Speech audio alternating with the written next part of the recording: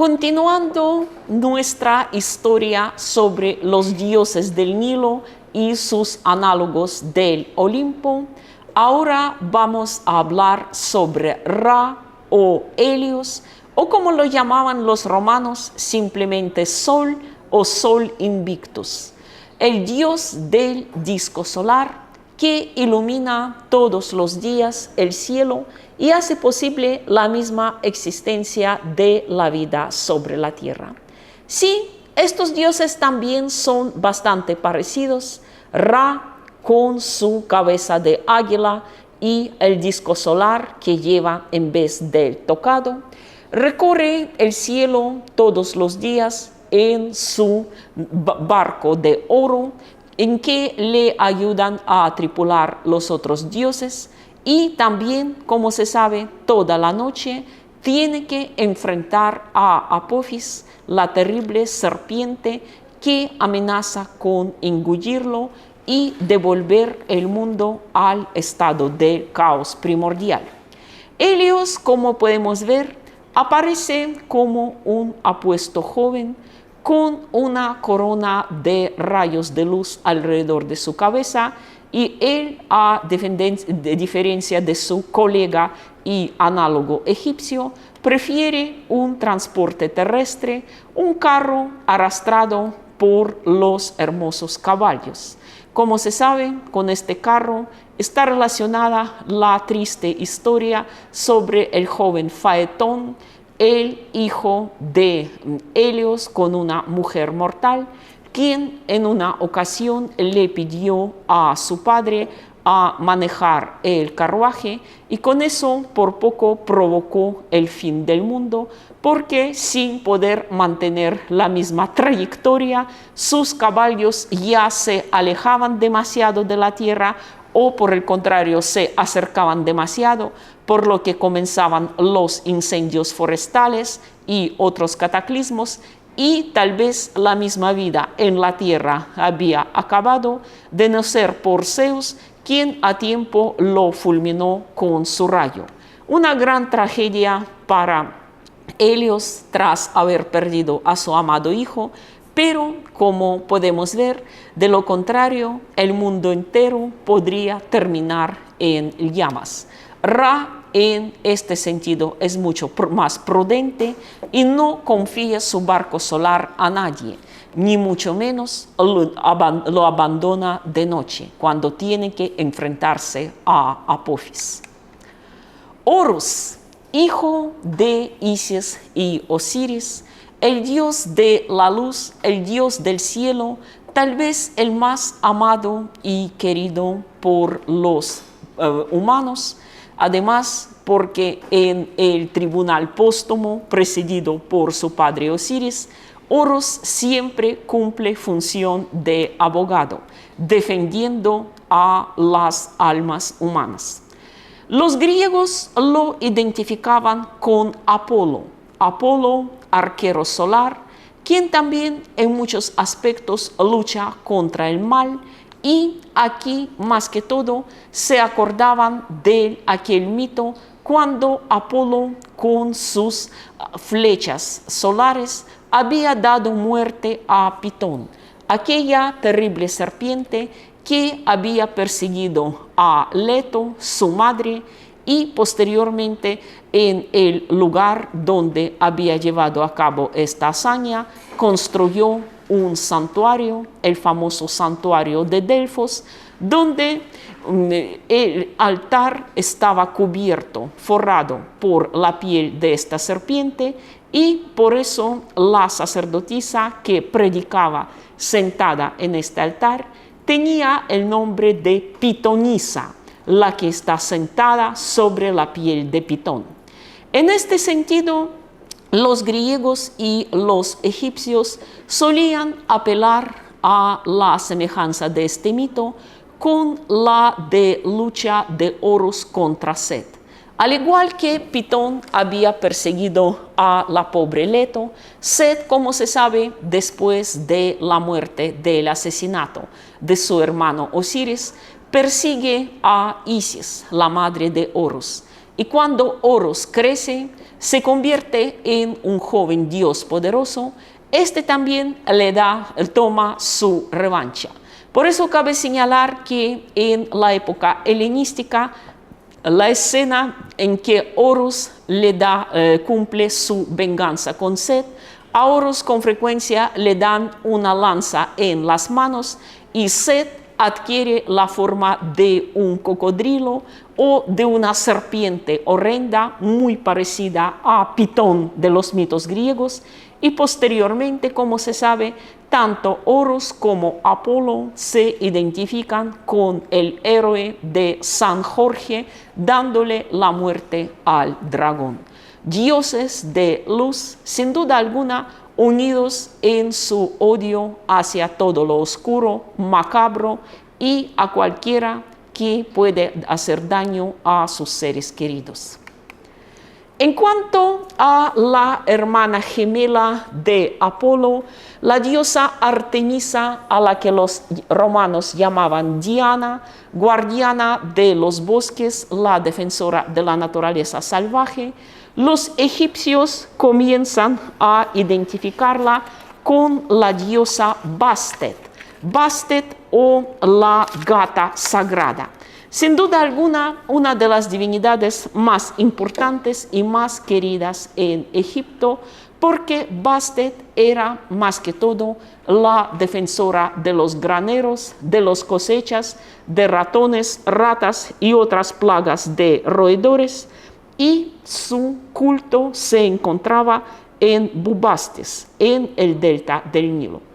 Con el paso del tiempo, los griegos de Náucratis y de las otras colonias en el delta del Nilo también se involucran en la participación en aquel festival que, como se sabe, era famoso como la gran fiesta de embriaguez y también la gran fiesta de la primera vez, porque muchos jóvenes y muchachos que todavía no habían tenido su pareja sexual y tal vez experimentaban cierta timidez en este aspecto, hoy, ¿qué tal si no me sale?, llegaban a Bubastis, donde participaban en las fiestas, en las libaciones, donde se bailaba con las máscaras y rostros cubiertos.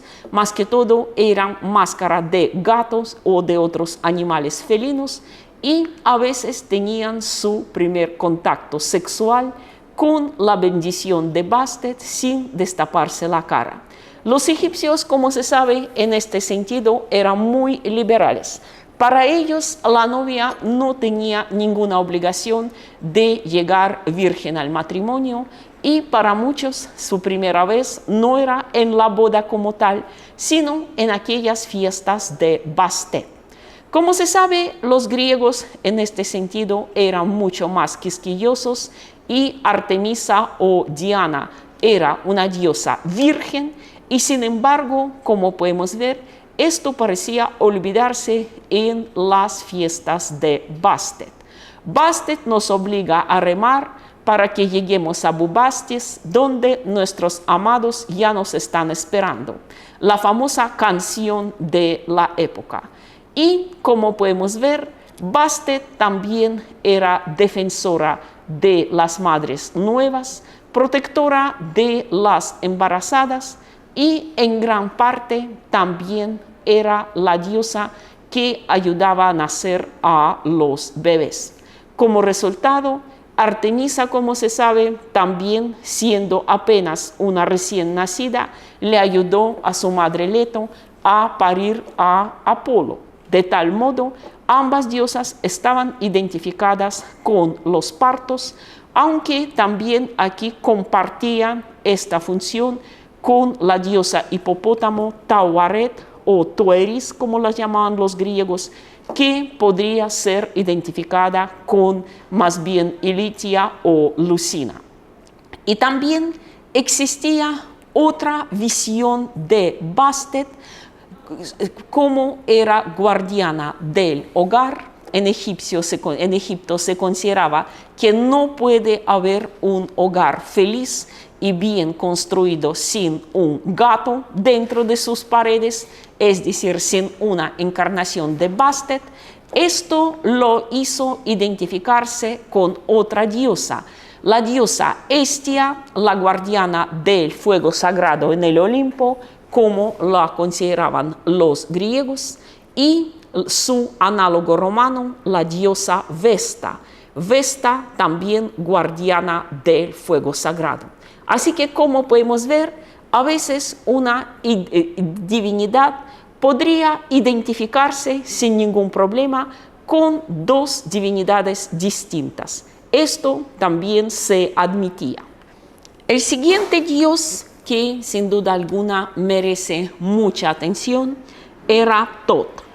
Tot, que era dios de la inteligencia, de la astucia, de toda clase de artimañas, pero también del calendario, de la escritura y de la magia.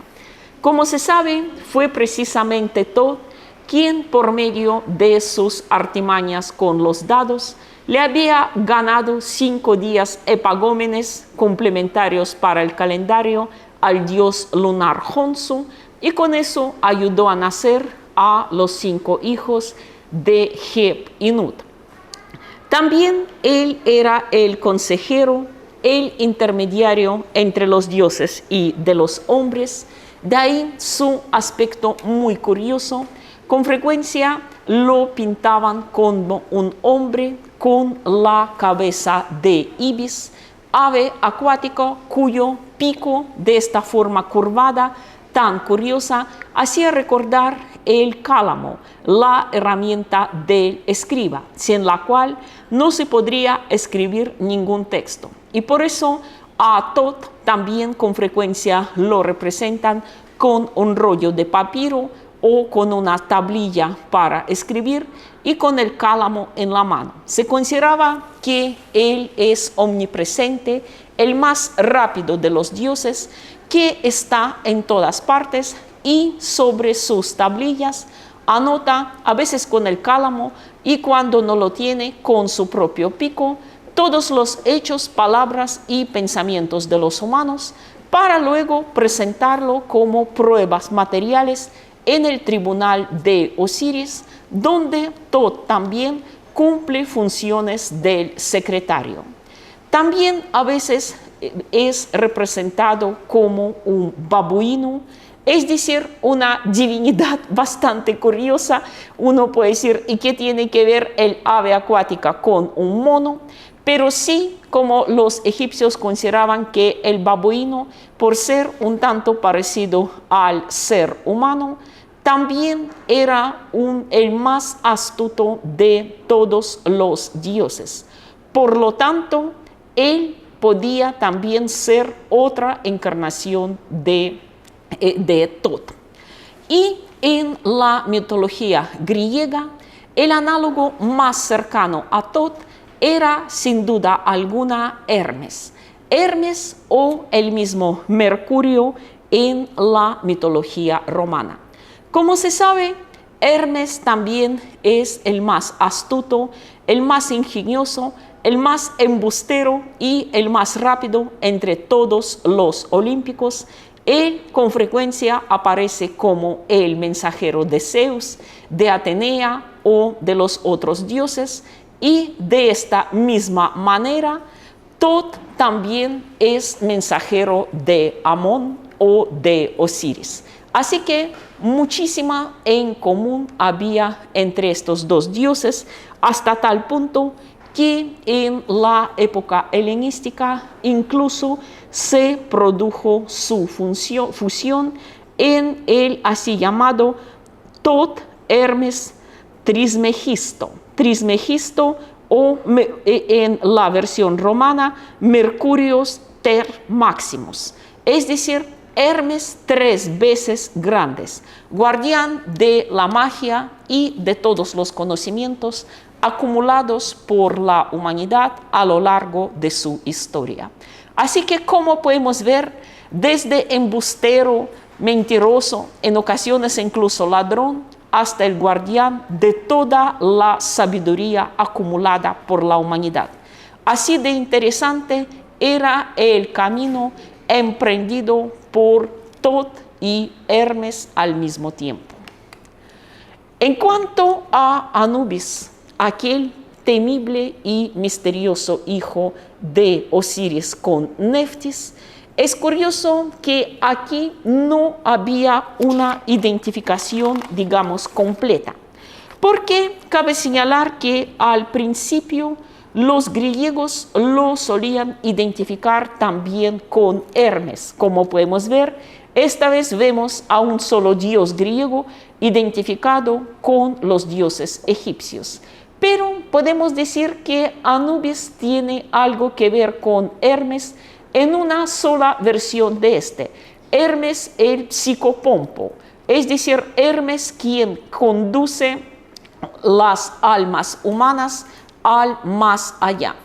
Pero, como se sabe, en este sentido, Hermes no es el que provoca la muerte por sí mismo. Esta función lo hacía Tánatos en la mitología griega o su análogo Mors en la mitología romana. Mors o Tánatos es el símbolo de la muerte natural, no violenta, quien se acerca a la persona justo en el momento de su muerte y, según se creía, le corta un mechón de cabello, mostrándole con eso que de ahora en adelante este humano ya le pertenece a él y no al mundo de los vivos.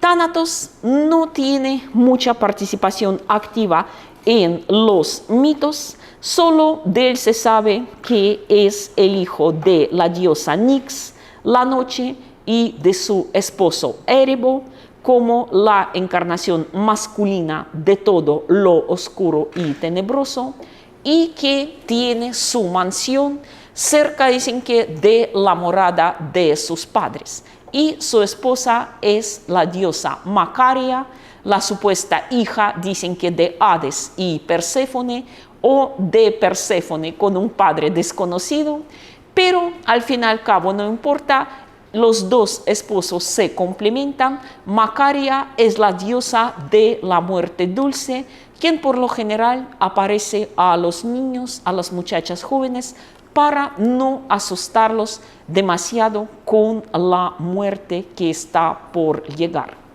La participación de Tánatos en la mitología es más bien reducida. Él aparece como, podemos decir, más bien un personaje secundario en la visión de Alcestis, cuando Heracles logra detenerlo y arrebatarle el alma de Alcestis, esta hermosa mujer, para que no se vaya al más allá del antes de tiempo.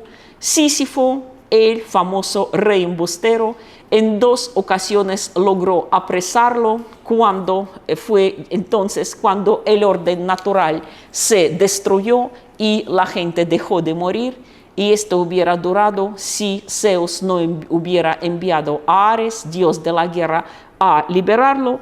Y también es mencionado por Homero en un episodio de la Ilíada, cuando es enviado por Zeus para recoger el cuerpo del Sarpedón, el joven rey de Licia, para que éste no se quedara sin sepultura. Nada más. Tan variada es la mitología griega y también relacionada con la muerte, pero Tánatos, como podemos ver, aparece solo en estos 3 episodios.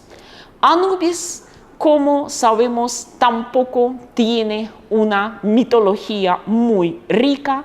Solo sabemos que le había ayudado a su madre Neftis y a su tía Isis a reconstruir el cuerpo de Osiris, pero más que todo es un dios muy ocupado, porque todos los días cuando alguien muere, él tiene que recogerlo y llevarlo al más allá. Como podemos ver, aquí no aparece ningún Hermes como tal, más bien Anubis cumple con las funciones de estos 2 dioses, Tánatos y Hermes. Él recoge al alma y él mismo lo lleva al tribunal de Osiris, donde además actúa, además del escolta, además del guardián, como el encargado de la balanza sagrada de la justicia de la diosa Mat, donde se colocan el corazón del difunto. Así que, como podemos ver, aunque los griegos solían identificar a Anubis con Hermes, en la época helenística incluso habían creado una nueva divinidad, Hermanubis, quien cumplía las funciones de ambas, pero al parecer Hermes está mucho más cerca a Tot y Anubis a Thanatos.